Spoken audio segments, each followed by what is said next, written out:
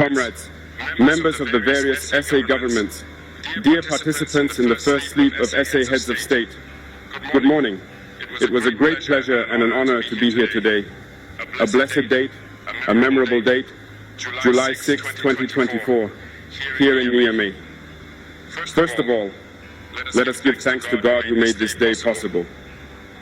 We thank Him for everything He has done for us until today, and everything He will do for the people of the AES.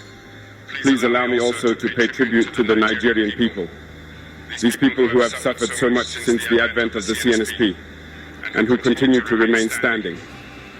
Thank you to the Nigerians who gave us a warm welcome yesterday when we set foot on the soil of our homeland here. You are more than friends, you are more than neighbors, you are our brothers, you are our sisters. Because fraternity goes beyond friendship or neighborhood. We have the same blood flowing through our veins. In our veins runs the blood of these valiant warriors who fought and who reserved these lands that we call Mali, Burkina, and Niger. In our veins runs the blood of these valiant warriors who helped the whole world get rid of Nazism and many other scourges. In our veins runs the blood of these valiant warriors who were deported from Africa to Europe, America, Asia, or whatever, and who helped build these states during slavery. In our veins flows the blood of worthy men, of robust men, of capable men.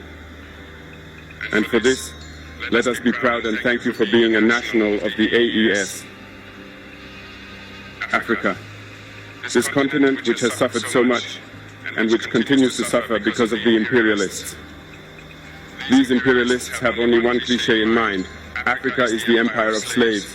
This is how they see Africa. For them, Africans belong to them. Our land belongs to them. Our basements belong to them. They have never been able to change software until today. It's deplorable. But how does he do it? It is unfortunately since the 1960s that these 6,000 acres of independence were given to Africa.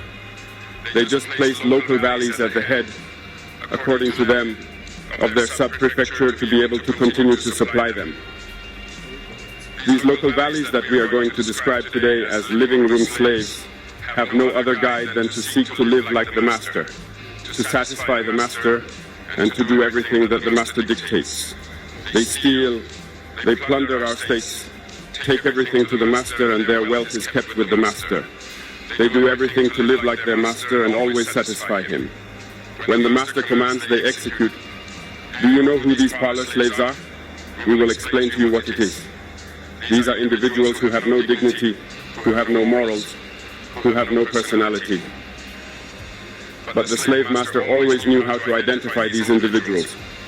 They are always ready to betray their brother to satisfy the master. They have betrayed us since independence, and others continue to betray us until today for the benefit of their master. These individuals always continue against all odds to plunder Africa, to help the master to plunder Africa. They like to say it every year. In their economic survey, Burkina is the poorest country, Mali is the poorest country, Niger is the poorest country. We are ranked among the last. All right, if we are as poor as they say. But when the time came to take responsibility, we asked these masters to leave the place. Why don't they want to leave? Because we take the case of Niger. For more than 40 years, certain countries have exploited uranium to produce energy at home. From Ottawa to Paris, the streets are illuminated. It's light. But in Niger, it's darkness.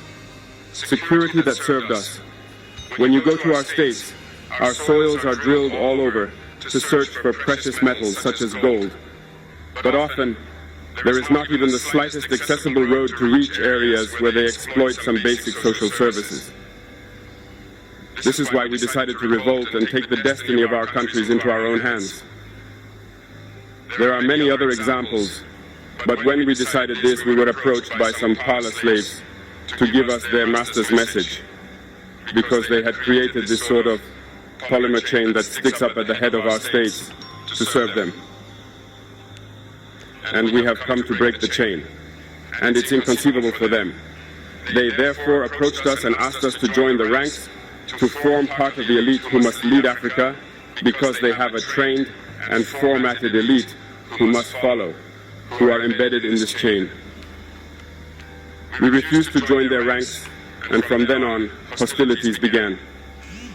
They have led several mercenaries, trainers, and agents into our areas who have descended into the Sahel to hope to carry out barbaric, cowardly attacks against our populations, to hope to revolt them.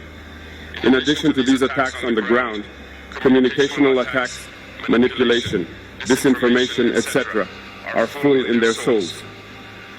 But the people of the Sahel have understood, and we will never be able to manipulate them again. They know where they come from, they know what they are doing, and they know where they are going. We are not going to allow this anymore. People are awake, and people are fighting today, not for ourselves, but for generations to come. And thank you all for the fight that is being fought. It never makes us cry. We are not going to tremble. We will face. We will fight for real independence, for our freedom. Because to scare the people of the AES, these individuals only have 3 terms in their mouths: democracy, freedom, human rights. Of course, their local values are only elected in a democratic process, free and transparent to, according to them, their values. What could be more normal that people want to impose this on us because they are the ones who make the rules, all right? We decided to take responsibility for ourselves. This is why on May 26, 2023, when Niger decided to turn the page, the slaves of Salon and their masters mounted the high horse. They put their local values forward and decided to wage war against the Nigerian people. We therefore said, whoever dares to attack Niger, we will face, because we will wage a merciless war until the last drop of blood for anyone who dares to attack our states. This word, this decision that we had yesterday, is relevant today and will be relevant tomorrow and forever. Thus, the AES was born on September 16, 2023, in a mutual defense architecture. But we found it necessary to extend and enlarge the AES architecture. What brings us together today must allow us to move into other areas in addition to defense, notably finance and the economy, infrastructure, health, education. Anyway, so on. I therefore hope that this moment will be a story for us that we will write for the AES, but especially for Africa and for the whole world. May God enlighten each and every one of us. May God inspire us in these tasks entrusted to us, and above all that, when we carry out all our work, may we have only one thing in mind: the supreme interest of our populations. On this, we pray once again to the good God that He accompanies us all in our various tasks, that He protects our fighters who, thanks to them, allow us to sit here and exchange around the future of our states. So be grateful once again, Nigerian people. Be united and united. People of the AES, thanks.